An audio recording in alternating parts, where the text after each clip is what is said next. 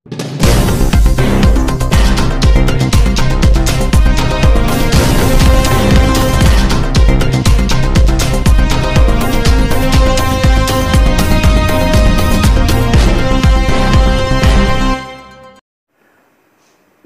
నిమజ్జనోత్సవం కూడా ఈరోజే. దాంతోపాటు మాకు కూడా ముఖ్యమైన రోజు మా ప్రియతమ ప్రధాని శ్రీ నరేంద్ర మోడీ గారి యొక్క జన్మదినం కూడా ఈరోజే కావడం, ఈ 4 ప్రాధాన్యతతో కూడినటువంటి రోజు కావడం చాలా సంతోషం. ఈ సందర్భంగా నరేంద్ర మోడీ గారికి తెలంగాణ రాష్ట్ర ప్రజల తరఫున హృదయపూర్వక జన్మదిన శుభాకాంక్షలు తెలియజేస్తూ, నరేంద్ర మోడీ గారి ప్రభుత్వం కేంద్రంలో ఏర్పడ్డ తర్వాత ఎన్నికల ముందు ఏవైతే హామీలు ఇచ్చారో ఇచ్చిన హామీలు నెరవేర్చే ప్రయత్నం చేయడం, హామీలు ఇవ్వకుండా కూడా అభివృద్ధి లక్ష్యంగా ఈ దేశంలో పేద ప్రజల బాగు చేయడమే లక్ష్యంగా అన్ని వర్గాల ప్రజలను ఇవాళ ఆలోచించి వాళ్ళ క్షేమం కోసం వాళ్ళకు అన్ని విధాలు ఆదుకునే ప్రయత్నం చేయడమే లక్ష్యంగా ముందుకు సాగుతున్న ప్రభుత్వం నరేంద్ర మోడీ గారి ప్రభుత్వం. రైతు కానీ వ్యవసాయ విషయంలో కానీ, దాంతోపాటు విద్యాపరంగా కానీ అన్ని రకాలు విద్య, వైద్య, వ్యవసాయ రంగం పరంగా అన్ని రంగాల్లో కూడా అన్ని రంగాలను అభివృద్ధి చేస్తూ వాటికి సరిపడా బడ్జెట్ కేటాయిస్తూ వాటిని అభివృద్ధి చేయడమే లక్ష్యంగా ముందుకు సాగుతున్న ప్రభుత్వం నరేంద్ర మోడీ గారి ప్రభుత్వం. దానిలో ముఖ్యంగా కొన్ని విషయాలు ఉదయం కిషన్ రెడ్డి గారు అన్ని విషయాలు చెప్పడం జరిగింది. దానిలో ముఖ్యంగా కొన్ని విషయాలు మీ ముందుంచే ప్రయత్నం చేస్తాం. పిఎం కిసాన్ సమ్మాన్ నిధి 17వ విడత 9.3 crores మంది రైతులకు 20,000 కోట్ల రూపాయలను పంపించడం జరిగింది. కిసాన్ సమ్మాన్ నిధి మహిళల పథకాల కోసం ఈ ఏడాది బడ్జెట్లో దాదాపు 3 లక్షల కోట్ల రూపాయలను కేటాయించడం జరిగింది. దాదాపు 3 లక్షల కోట్ల విలువైన మౌలిక సదుపాయాల ప్రాజెక్టుల కోసం కేటాయించడం జరిగింది. ఎంఎస్పి కోసం రైతులకు 2 లక్షల కోట్ల మేరకు చెల్లింపులు ఇప్పటికే చేయడం జరిగింది. ఎంఎస్పి గతంలో ఏ విధంగా ఉంది, ఈరోజు ఎంఎస్పి ఏ విధంగా ఉందో మనకు తెలిసిన విషయమే. రైతు ఆదాయాన్ని రెట్టింపు చేయడమే లక్ష్యంగా నరేంద్ర మోడీ గారి ప్రభుత్వం ముందుకు సాగుతున్న విషయం మనందరం గుర్తించాల్సిన అవసరం ఉంది. 7 వ్యవసాయ పథకాల కోసం 14,200 కోట్లు కేటాయించడం జరిగింది. 2.35 lakhs స్వయం సహాయక సంఘాల్లో 26 లక్షల మహిళలకు 5,000 కోట్ల విలువల బ్యాంకు రుణాలను కూడా లోన్స్ రూపేణా కూడా మంజూరు చేయడం జరిగింది. ముద్ర రుణ పరిమితిని 10 లక్షల నుంచి 20 లక్షల కోట్లకు పెంచడం జరిగింది. పిఎంఏవై కింద గతంలో 4 కోట్ల మందికి ఇవాళ ప్రధానమంత్రి ఆవాస్ యోజన కింద ఇళ్లను నిర్మిస్తే ఈసారి ఇదే ప్రధానమంత్రి ఆవాస్ యోజన కింద 3 కోట్ల మంది లబ్ధిదారులకు ఇళ్లను నిర్మించాలని చెప్పి ఒక టార్గెట్ పెట్టుకొని దానికోసమని 5.36 lakhs బడ్జెట్ను మనం దీనిలో బడ్జెట్ కేటాయించడం జరిగింది. స్కిల్ డెవలప్మెంట్ ఉపాధి కల్పన కోసం 2 లక్షల కోట్ల ప్రధానమంత్రి ప్యాకేజ్ కింద ఇలా కేటాయించడం జరిగింది. దేశవ్యాప్తంగా కొత్తగా మరో 75,000 మెడికల్ సీట్లను అదనంగా మంజూరు చేయడం జరిగింది. అన్ని రంగాల్లో ఉద్యోగ కల్పన కోసం 11.11 lakhs కోట్ల మూలధన వ్యయం కూడా చూపడం జరిగింది. ప్రధానమంత్రి జన్ జాతీయ ఉన్నత్ గ్రామ అభియాన్ కింద 63,000 అంటే 63,000 గ్రామాల్లో 5 కోట్ల మందికి ప్రయోజనం చేకూరే విధంగా చేపట్టడం జరిగింది. 70 సంవత్సరాలు దాటిన వారికి సీనియర్ సిటిజన్స్కు ఆయుష్మాన్ భారత్ కింద 6 కోట్ల మంది సీనియర్ సిటిజన్కు లబ్ధి చేకూరే విధంగా ప్రయత్నం చేయడం జరిగింది.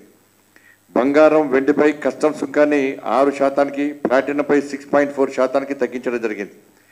దాదాపు 28,600 కోట్ల పెట్టుబడులతో 12 పారిశ్రామిక నోడ్లను ఏర్పాటు జరిగింది. దానిలో జహీరాబాద్ను నియమించడం జరిగింది. దానికోసం 2,000 కోట్ల రూపాయలను దాదాపు కేటాయించడం జరిగింది. 3 క్యాన్సర్ మందులకు కస్టమ్స్ సుంకం నుండి మినహాయింపు ఇవ్వడం జరిగింది.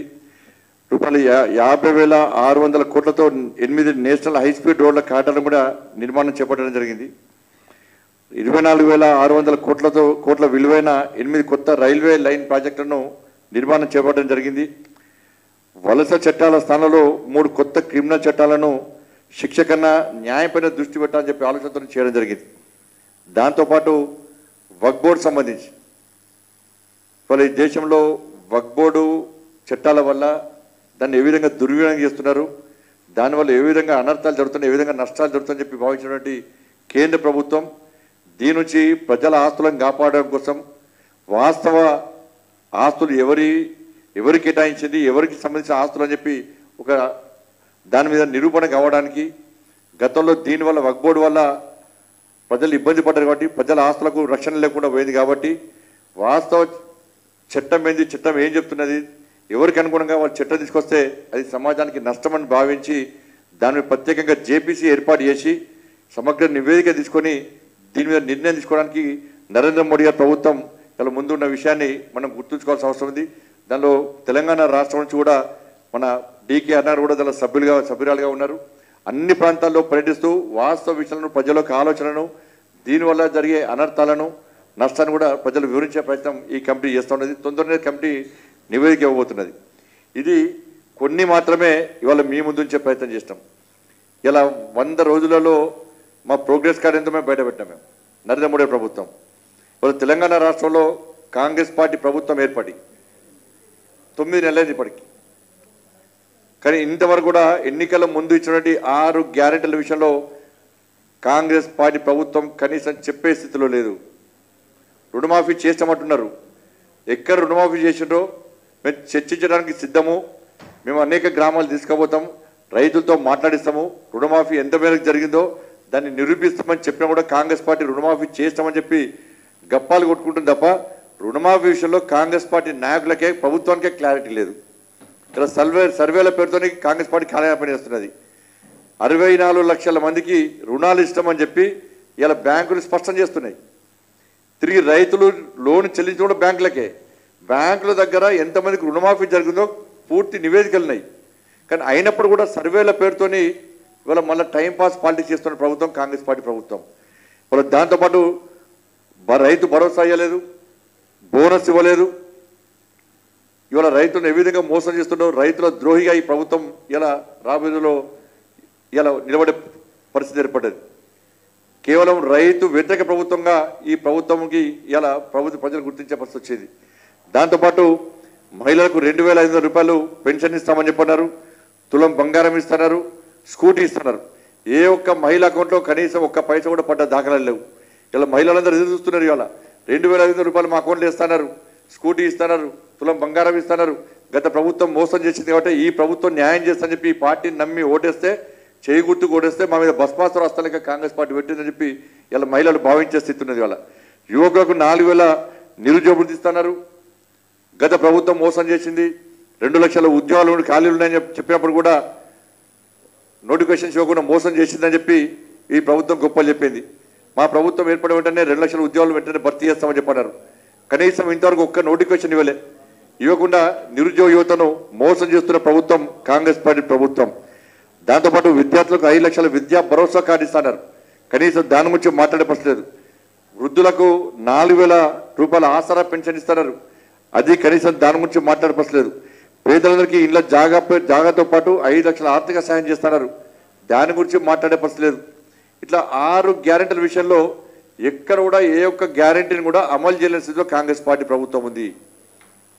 ప్రతిసారి కూడా గతంలో బీఆర్ఎస్ పార్టీ ఏ విధంగా చేసిందో కేవలం కేంద్ర ప్రభుత్వాన్ని తిట్టడం, 6 గ్యారెంటీ విషయంలో వాళ్ళ నేరాన్ని వాళ్ళు తప్పించుకునే తీరును ప్రజలు గుర్తిస్తున్నారు కాబట్టి ఈ నేరాన్ని కేంద్రం మీద నెట్టే ప్రయత్నం చేయడం, కేంద్రం అన్ని రకాల అభివృద్ధికి సహకరించడానికి సిద్ధంగా ఉన్నప్పుడు కూడా రాష్ట్ర ప్రభుత్వం రాజకీయాల కోసం ఆలోచిస్తుంది తప్ప, రాజకీయ విమర్శలు చేసి రాజకీయ లబ్ధి పొందాలని చూస్తుంది తప్ప అభివృద్ధికి సహకరించే స్థితిలో తెలంగాణ రాష్ట్ర ప్రభుత్వం లేదు. గతంలో కేసీఆర్ ప్రభుత్వం ఏ విధంగా మోడీ గారిని తిట్టిందో, బీజేపీ ప్రభుత్వం ఏ విధంగా బదనాం చేసిందో అదే పందాన్ని కాంగ్రెస్ పార్టీ కొనసాగిస్తున్నది.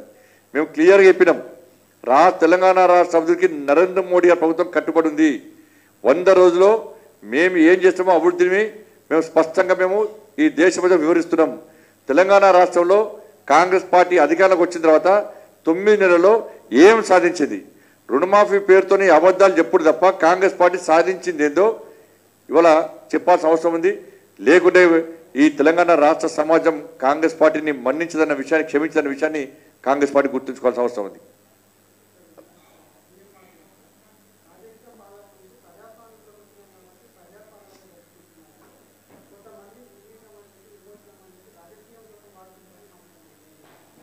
మరి ఉద్యమ సమయంలో అప్పుడు విలీనం అనుకున్నారా, విమోచన అనుకున్నారా? బీఆర్ఎస్ పార్టీ సమైక్యత దినోత్సవం మాట్లాడుకున్నప్పుడు ఇదే కాంగ్రెస్ పార్టీ అప్పుడు ప్రజాస్వామ్యం గుర్తురాలేదా, ప్రజాపాలన గుర్తురాలేదా? వాళ్ళకి ప్రజాపాలన అంటే ఆలోచన ఏంది వాళ్ళది? 50 సంవత్సరాలు తెలంగాణ సమైక్య ఆంధ్రప్రదేశ్ వాళ్ళు పాలించారు. 50 సంవత్సరాలు కాంగ్రెస్ పార్టీ ఇది ఉమ్మడి ఆంధ్రప్రదేశ్ రాష్ట్రాన్ని పాలించింది. 50 సంవత్సరాలు ప్రజాపాలన కూడా ప్రజా వంచన పాలన వాళ్ళది. ప్రజాపాలన దినోత్సవం అంటే ఏంది? వాళ్ళ ఆలోచన దేనికోసం పేరు పెట్టారు? కేవలము విమోచన దినోత్సవాన్ని ఎంఐఎం పార్టీ బాధపడుతుంది కాబట్టి, ఆ రజాకల దళం పార్టీ బాధపడుతుంది కాబట్టి ఇవాళ వాళ్ళ మెప్పు పొందడానికి వాళ్ళ ప్రజాపాలన దినోత్సవం అని చెప్పి వాళ్ళు చెప్పుకుంటున్నారు. ప్రజాపాలన దినోత్సవం అంటే ఏదో చెప్పుకోవాలి కదా, మేము దీని ప్రకారం చేసుకున్నాం. బీఆర్ఎస్ పార్టీ సమైక్యత దినోత్సవం అంటే వాళ్ళు కూడా క్లారిటీ లేదు దేనికి సమైక్యత దినోత్సవం అని చెప్పనేది. అందరు సమైక్యంగా ఉంటేనే తెలంగాణ రాష్ట్రాన్ని సాధించుకున్నాం. మళ్ళీ సమైక్యత దినోత్సవం అనేది కారణం లేదు, ప్రశ్నకు సమాధానం లేదు బీఆర్ఎస్ పార్టీ ద్వారా. కాంగ్రెస్ పార్టీ కూడా ప్రజాపాలన దినోత్సవం అంటే మేము అడిగే ప్రశ్నకు కాంగ్రెస్ పార్టీ సమాధానం లేదు. ఇదే కాంగ్రెస్ పార్టీ ఎందుకన్నది మరి విమోచన దినోత్సవం జరపాలి అని ఎందుకన్నది? అప్పుడు కిరణ్ కుమార్ రెడ్డి గారు కానీ రాజశేఖర రెడ్డి గారు ముఖ్యమంత్రి ఉన్నప్పుడు ఇదే తెలంగాణకు సంబంధించి కొంతమంది కాంగ్రెస్ పార్టీ నాయకులు ఏ ఆలోచనతో విమోచన దినోత్సవం జరపాలని కోరుకున్నారు?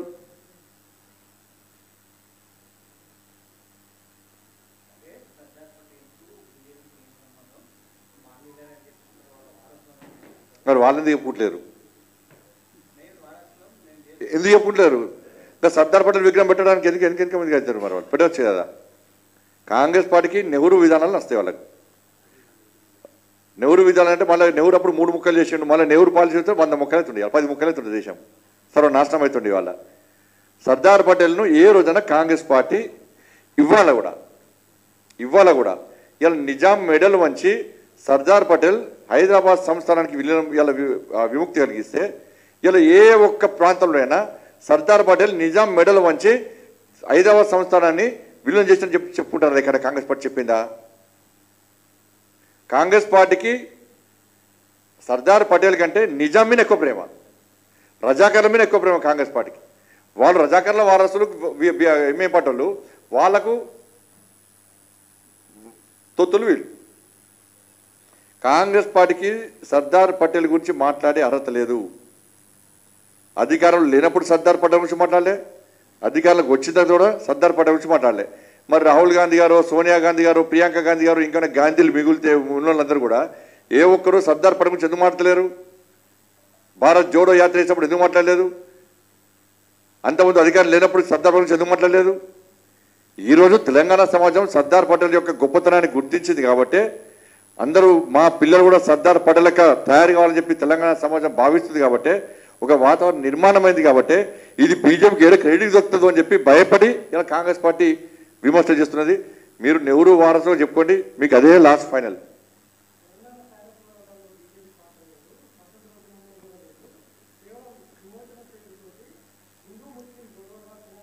నేను అదే అంటున్నాను.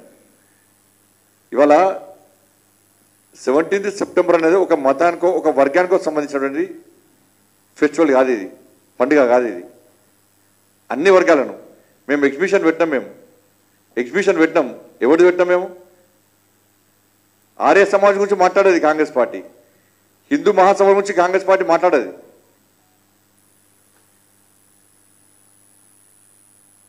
ఇవాళ వాళ్ళు దేనికోసం చేస్తలేరు? ఇవాళ ఎంఐఎం పార్టీ ఏందో తెలుసా కాంగ్రెస్ పార్టీలకు? ఎంఐఎం పార్టీ స్థాపించకముందు రజాకర్ల దళమే ఎంఐఎం పార్టీ అయింది. ఇవాళ ఎంఐఎం పార్టీని చెట్టపట్టలుసుకొని ఎంఐఎం పార్టీ నాయకుడిని గొప్పడన్నప్పుడు కాంగ్రెస్ పార్టీకి ఏ విధంగా ఏం చిత్తశుద్ధి ఉంది? ఏ అధికారం ఉంది కాంగ్రెస్ పార్టీకి తెలంగాణ విమోచన గురించి మాట్లాడే అధికారం? 17th సెప్టెంబర్ నుంచి తెలంగాణ రాష్ట్రంలో నిర్వహించాలని చెప్పి లాఠీ దెబ్బలు తిన్నది మేము, జైళ్లకు పోయింది మేము, కేసులు భరించింది మేము. మాకు కాంగ్రెస్ పార్టీ ఇంత యుద్ధం చేస్తే, ఇంత స్వాతంత్ర సంగ్రామంలో పాల్గొంటే ఏ ఒక్కరు కూడా ఏ లాఠీ చార్జ్ ఎందుకు గాయపడలే? ఏ ఒక్క పోలీస్ కేసులు ఎందుకు లేవు? కాంగ్రెస్ పార్టీ అధికారంలో ఎందుకు ఫైట్ చేయలే? బీఆర్ఎస్ పార్టీ అధికారంలోకి వచ్చాక ఎందుకు ఫైట్ చేయలే?